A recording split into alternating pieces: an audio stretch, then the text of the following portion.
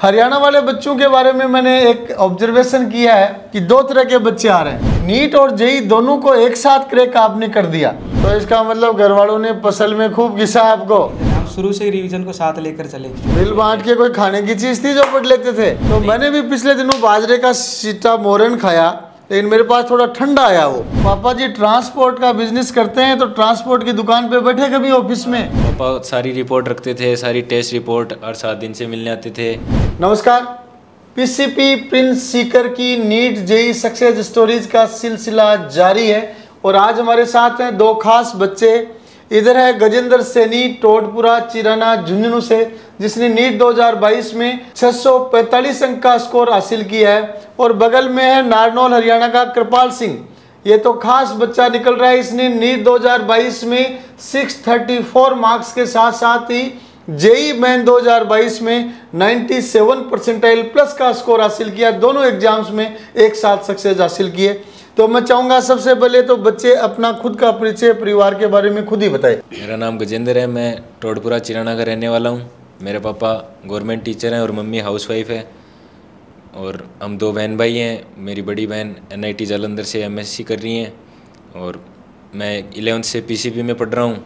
तो नेक्स्ट कृपाल सिंह, आने दें अपने बारे में। मेरा नाम कृपाल सिंह, मैं नारनौल हरियाणा का रहने वाला हूँ। मेरे पापा ट्रांसपोर्ट का काम करते हैं और मम्मी हाउसवाइफ है। हम 2 भाई हैं, एक भाई छोटा है, वो अभी 11th में है और वही बायो से ही पढ़ रहा है। बहुत बढ़िया। तो पापा जी ट्रांसपोर्ट का बिजनेस करते हैं, तो ट्रांसपोर्ट की दुकान पे बैठे कभी ऑफिस में? नहीं सर, कभी नहीं उठा। ट्रक वरक चलाया कभी? नहीं सर। नहीं चलाया, मैंने सिर्फ पढ़ाई का ही काम किया। तो नेक्स्ट क्वेश्चन कृपाल आपसे ही कर लेते हैं। नीट और जेई दोनों को एक साथ क्रैक आपने कर दिया, दोनों की एक साथ एग्जाम देने की आपने कैसे सोची?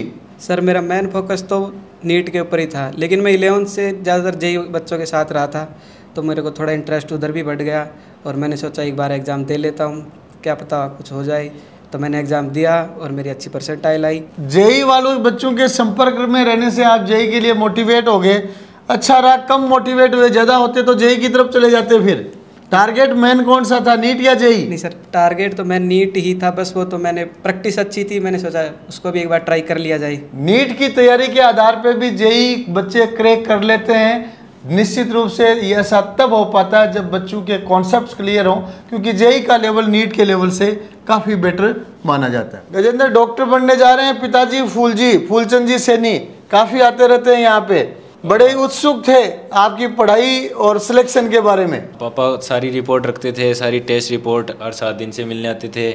और पापा ने 11वीं में यहाँ मतलब खुद ने ही सोच रखा था कि 11वीं में PCB में पढ़ाना है, नीट की तैयारी करवानी है, तो मैं 11वीं में यहाँ PCB में आया। तो पापा बहुत खुश नज़र आ रहे हैं, तो स्वामणी वगैरह कब कर रहे हैं फिर?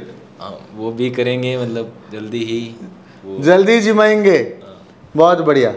नेक्स्ट आते हैं कृपाल की तरफ फिर से। तो कृपाल बताएं, नीट की तैयारी जब अपन करते हैं तो किन कॉन्सेप्ट्स के साथ आगे बढ़ना शुरू करें ताकि बच्चे का कॉन्फिडेंस शुरुआत में बढ़ने लग जाए?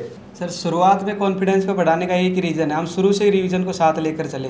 कई बार क्या होता है, हम लास्ट में सोचते हैं कि एक बार सिलेबस हो जाएगा फिर अपन रिवीजन करेंगे, उसमें सर बाद में जाके बहुत टाइम बढ़ जाता है, बहुत ज़्यादा प्रेशर आ जाता है अपने। मीन्स पहली बार आप जब पढ़ाई कर रहे हैं तो ही रिवीजन को साथ साथ लेते जाएं। कितने दिनों से रिवीजन करना चाहिए? सर जैसे अपना एक चैप्टर मिनिमम 10 दिन 15 दिन चलता है जी, उसके बाद जस्ट अपने पास शुरुआत में टाइम बहुत ज़्यादा होता है, बहुत ज़्यादा टाइम मिलता है चीज़ों को करने का। अगर शुरुआत से रिवीजन कर रहे हैं, जैसे अपना एक चैप्टर हो गया, दूसरे पे चल रहे, पीछे से हम एक चैप्टर को उठा के चल रहे, तो अच्छा कॉन्फिडेंस भी रहता है, या कभी भी हम उसको कर सकते हैं। फिर नेक्स्ट गजेंद्र बताएं, नीट की तैयारी में आपको कब लगने लग गया था कि मेरा सिलेक्शन हो जाएगा? मतलब शुरू में जब टेस्ट हुए तब थोड़े ठीक नंबर आए, 600 के पास नंबर आए, और फिर थोड़ा और मेरे साथ के थे उनसे पूछ लेता था, और दोस्तों ने काफ़ी हेल्प की, सब आपस में मिल बांट के पढ़ लेते थे। मिल बांट के कोई खाने की चीज़ थी जो पढ़ लेते थे? नहीं, जैसे जिसका जो टॉपिक स्ट्रॉन्ग है वो टॉपिक पढ़ा देगा।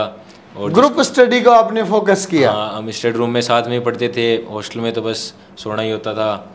और मतलब किसी का कोई टॉपिक कमज़ोर होता था तो 2-3 जने, ज़्यादा ही कमज़ोर होता था तो 2-3 जने मिला के डाउट बताता, कोई टॉपिक पढ़ाता, तो ऐसे किसी का कोई टॉपिक कमज़ोर नहीं होता। ग्रुप स्टडी में आप एक दूसरे को कोऑपरेट करके चलते थे। तो कृपाल सिंह, नारनौल के आप रहने वाले, आजकल नारनौल के बच्चे PCB प्रिंस की तरफ बहुत मूव कर रहे हैं, क्या मामला है? सर यहाँ का बहुत सब कुछ अच्छा है, यहाँ की फैकल्टी एक नंबर 1 है, अच्छा कोचिंग है, बढ़िया इंस्टीट्यूट है, सब बच्चे को हर कंटेंट प्रॉपर मिलता है, जिससे बच्चे को सर्टिफिकेशन होता है, पेरेंट्स को प्रॉपर बच्चे की इन्फॉर्मेशन दी जाती है, जिससे बच्चे यहाँ की तरफ रुझान करे थे। नारनौल की साइड के हरियाणा के बच्चों का रिजल्ट भी बहुत अच्छा जा रहा है आजकल। अच्छा जा रहा है सर। हरियाणा वाले बच्चों के बारे में मैंने एक ऑब्जर्वेशन किया है कि 2 तरह के बच्चे आ रहे हैं, एक पढ़ाई के लिए सिंसियर, एक थोड़ा मौज मस्ती की तरफ रुझान। जो पढ़ाई के लिए सिंसियर होता है वो रिजल्ट भी बहुत अच्छा देता है और मौज मस्ती वाला सिस्टम को डिस्टर्ब करने की भी बहुत कोशिश करता है। आपका क्या अनुभव है प्रिंस में इस चीज़ के बारे में? सिस्टम तो प्रिंस का बहुत अच्छा है, होते भी ऐसे भी होते हैं कि जो सिस्टम को डिस्टर्ब करना चाहते हैं, लेकिन उसके लिए टीमें बनी हुई हैं यहाँ पे जो उनको कंट्रोल करती रहती है। अलग अलग टीम बनी हुई है शायद? हाँ सर, नंबर डिसाइड कर रखे हैं। तो नंबर डिसाइड करके इसलिए कोई वातावरण को डिस्टर्ब करता है तो उसको डिस्टर्बेंस का मौका नहीं दिया जाता। और जो हरियाणा के बच्चे पढ़ाई में सिंसियर होते हैं उनका रिजल्ट तो गजब का बनता जा रहा है। नेक्स्ट गजेंद्र आपकी तरफ आते हैं। नीट आपने क्रैक कर दिया, हॉस्टल के कोई एक्सपीरियंसेस आपके? हॉस्टल के तो बहुत ही एक्सपीरियंस हैं। रात को हम स्टडी रूम से आते थे 11:30 बजे, फिर हम पढ़ने के नाम पे बैठे रहते थे, थोड़ी देर पढ़ते फिर बातें करने लग जाते, तो पढ़ाई की बातें होती, फिर और मौज मस्ती हो जाती, 2-3 भी बज जाते। सुबह 6 बजे क्लास होती, उसमें भी जाना ही होता था तो उसमें भी जाते। और हॉस्टल की तो बहुत मेमोरी है, मैगी बनाई है हॉस्टल में। मैगी भी बनाई है? तो माइक नीचा कर लिया आपने मैगी का नाम लेते ही, ठीक है। फिर आते हैं कृपाल सिंह की तरफ। नीट एस्पिरेंट्स जो फर्स्ट अटेम्प्ट में नीट को क्रैक करना चाहते हैं उनके लिए आपको इम्पोर्टेंट मैसेज बताएं। सर फर्स्ट अटेम्प्ट में करने का तो यही है कि अपन कंटिन्यूटी बनाए रखें, चीज़ों में कंटिन्यूटी होती है ना तो हमेशा हर चीज़ मुमकिन। पहली चीज़ आपकी होगी कंटिन्यूटी, बहुत अच्छा आपने मैसेज दिया है। उसके बाद में रैपिड रिवीजन होना चाहिए सर। रैपिड रिवीजन को बहुत फोकस कर रहे हैं, बहुत अच्छा। एक तीसरा मैसेज और दे दें। और तीसरा सर टेस्ट के ऊपर ज़्यादा से ज़्यादा फोकस करें, अपने टेस्ट प्रैक्टिस जितनी ज़्यादा होगी ना सक्सेस उतनी मिलेगी। मीन्स कृपाल कह रहा है कि अगर नीट का बच्चा कंटिन्यूटी अच्छी रखता है, कंटिन्यूटी के साथ साथ रिवीजन पे फोकस करता है और साथ में टेस्ट प्रैक्टिस ज़्यादा से ज़्यादा करता है तो वो फर्स्ट अटेम्प्ट में नीट क्रैक कर सकता है। चलो फिर आते हैं गजेंद्र की तरफ। गजेंद्र और कोई अनुभव बताएं विशेष जो आप दर्शकों के साथ शेयर करना चाहें। घर पे मतलब खेती से तो बचपन से ही जुड़े हुए हैं, खेती का बहुत काम आता है। घर पे जब भी छुट्टियों में जाते थे खेती का काम करवाते ही थे। अभी भी नीट का एग्ज़ाम में 3 महीने हो गए तो बहुत करवाया है। और तो इसका मतलब घर वालों ने फसल में खूब घिसा आपको? हाँ, मतलब जैसे अभी कोई काम नहीं हो, कभी यहाँ पीसीबी आ जाते हैं, कोई काम नहीं हो उस तो दिन बच जाते हैं काम से। हाँ, उस दिन बच जाते हैं। तो कौन कौन सी फसल निकाली अब की बार? बाजरा और अब तो गोभी लगाई है। बाजरे की सीटें भी मोर मोर के खाए क्या? हाँ, वो मतलब मम्मी दादी, हाँ, तो वो तो बचपन से ही हमेशा ही शौक है। हाँ। तो मैंने भी पिछले दिनों बाजरे का सीटा मोरन खाया, लेकिन मेरे पास थोड़ा ठंडा आया वो।